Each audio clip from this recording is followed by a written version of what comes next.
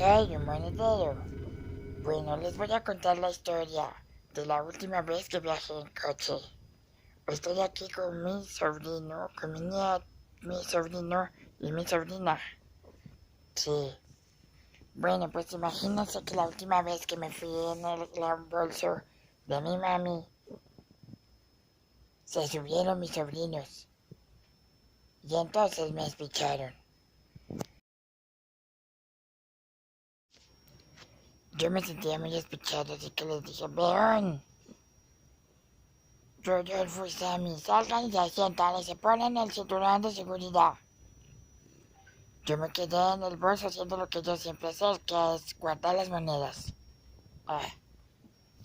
Bueno, y entonces después de eso, ya me dio por salirme. Y me estuve con ellos, la pasamos chévere.